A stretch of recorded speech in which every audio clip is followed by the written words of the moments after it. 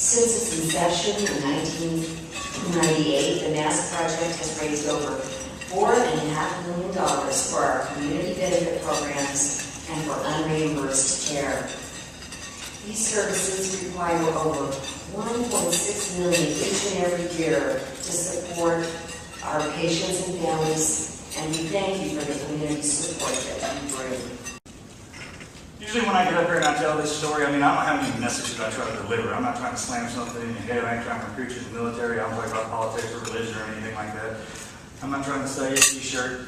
Usually when people bring me in, it's to put perspective on what a bad day really is. All right, how you get through it. I'm not a Superman. I never wore an S on my chest. I don't have a cape or anything like that. When I get shot, it hurts. All right. This is a little unique for me to get up here. And I haven't told this story in a long time, actually. The first time I get up here a while to tell it for some of the family members here of my teammates that were on the mountain. My dad, my brother, my identical twin. Morgan, and he is a Navy SEAL as well. We're actually mirror twins. He's the eldest though. He's 7 minutes older than me, so which means he's the older brother, right? So the way it works is he's the older brother. And this is kind of how my life has all been played out in front of me, is because he comes up with all these great ideas, and I have to go first. And if I make it through there with little to no damage, then it was a great idea. If I come out of there missing some blood, he's like, yeah, we're not going to do that. So it was actually his idea to become Navy SEALs. You see, in my family, it's customary for all the men to serve in the military, generations back, all the way back. My granddad actually sit on the porch and tell us stories about one of my granddads fighting in the Alamo. It's not true, but as a diehard Texan, every now and again you just got to steal one, you know what I mean? Like, yeah, that happened. But like I said, you didn't have to serve in any particular branch of the military, you just had to get service. My father, man, and my granddad, I remember him saying that before you exploit this country, son, you're going to serve her in some form or fashion. I didn't have any idea what that meant when I was a boy, obviously. Being a grown man and serving my country, I understand what that means now. When I was about 13, 14 years old, I was down in the barn feeding horses, and my brother came down there. And he goes, man, I know what we're going to do. We're going to be Navy SEALs. But I had no idea what that was, and I don't know how he found out what it was either. I don't know if he was watching TV or read a book or a magazine article or saw a post or something like that. Because I'm going to tell you right now, being a Navy SEAL is not a fun job. All right, you see stuff on TV, and guys getting in these awesome gunfights and they get shot and stabbed and kill as many people or more people than there are bullets, and they crawl out of there and there's a beautiful woman waiting on them to kiss them and hug them. That'll never happen. All right, kilo left. We sat around for a little bit, and I remember when we landed, it was like no other Afghanistan I had been in. Most of the stuff you see on TV is like shell rock and all that nastiness, and man, it was really pretty where we were. Matter of fact, I was back in East Texas. So there was green grass and bushes and big trees everywhere, and the ground was soft packed sand. So we got up on line and we pushed. Here's our team. Our point man, our primary sniper. It's his job to get us to the target. It's his job to eliminate the threat. Matt Axon. All right, I'll refer to him as Axe. He's a California boy. He went through training with my brother. They went through buzz together, sniper school together. Seriously, they were thick as thieves. If something was to ever happen to me, Axe would have stepped up and taken my place. That's how close they were. And one of the things about Axe is he was probably one of the smartest guys we had in our command. And he was also one of those guys who never said anything. And he had his curly blonde hair and his blue eyes like a surfer. But like I said, he was one of them guys who never said anything. He'd just sit there and let you do all the talking so you could realize how dumb you were.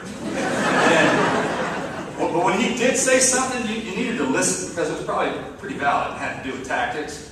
And everybody else just showed up, he said his piece, and then we did whatever he threw out there. So, behind him was a guy by the name of Mike Murphy. Mike was a Yankee boy from Long Island.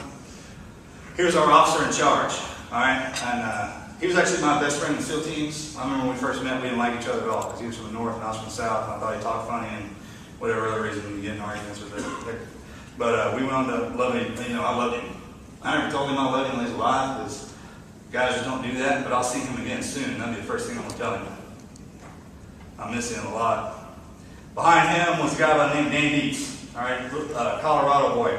He was our communicator. He was our link to the world. Anything went wrong, we needed to check in, report in, waypoint, whatever that was Danny's job. All right? Danny and I weren't on the same SEAL team together, but the unique thing about our community is you can walk into a room full of us and say, 6, 8, 10 guys, whatever you want, and tell us what you want us to do, and we're going to do it. And we're set up that way, so if we walk through that door and the first guy gets his head blown off his shoulders, the guy behind him can step up and do his, and the guy behind him can step up and do his. I kept going. I was still alive. My teammates were still alive in my head. People always ask me how that affected me and stuff like that. I never think about stuff like that. That's part of our training or whatnot. Man, I was in the back, Axe up front. I mean, normal time we can't see each other anyways at night. We just know they're there. I never thought about that as I was crawling through those mountains. And this was the roughest. This was bad. It was a bad night. I fell. I probably knocked myself out 4 or 5 more times that I know of from falling. Because I didn't have any night vision anymore. I was so thirsty. I remember I'd never been that thirsty my entire life. I was digging in the ground, breaking branches, everything I knew to do to get water. I'd work up a good sweat in my sock, I'd wring that out of my mouth and urinate into it, I'd bust a clot in my leg, I'd bleed into it. Nothing would quench the thirst. Nothing. And sun was coming up. I was holding onto a tree, I was reaching down for another one, trying to work my way down this hill. And I felt it before I heard it. I got shot in the back. And it turned me into a gainer. And I rolled down this hill about 50 feet. And I rolled over. It hurt. It hurt bad. I always thought I was an honorable man. I thought I knew what honor was. And, basically when it all boils down to it, all a man has, all we really have is our word. Give your word, keep it. You don't keep it, you ain't got nothing. No matter what, no matter how tough it gets. People dying, and I gave you my word, and we'll do it. That's what I learned about there. I learned a valuable lesson. Because I apologized. There's 4 of them villagers in there, one of them's a village elder, and I sat up, I was like, look, I didn't understand a word I was saying, but I did this. I was like, hey, I'm sorry for some of the stuff I've done out here. Because I'll tell you right now, I'm not a hero. I hate that title and stuff like that. Basically, like I told you before, I'm a gunfighter. I was an American terrorist when I went over there. That's what I was. My mama gave a picture of her daughter to me who died in one of the top floors of the Twin Towers right after 9/11. She had no idea who I was or what I was or what I did. It was just a bunch of military people standing around. And she handed me that. All she said to me was, make this right. So I wrote no mercy on the back of it. I laminated it, and I would carry it in my chest pocket every time I was overseas. Before any operation, I'd jock up all my kit, my face all painted up sadistic like. Sit on the edge of my bed, I'd pull her picture out and stare at her. And imagine her dying. Building falling on top of her, her screaming for God, for anybody to come help her. Catching on fire, blood, everything. And I'd worked myself into such a rage that when I went out there, stand by. Mr. Luttrell, I think I speak for everyone in this room when I say thank you for the gift you just gave us. The gift, and all the men and women who are in this room who have served honorably this country. You have inspired each and every one of us. We are a grateful nation for your sacrifice and for the sacrifice of your teammates. Thank you for being here. On behalf of the people of this city and state, and I will say the United States of America, as the Mayor of Denver, I'm honored to present to you this challenge coin.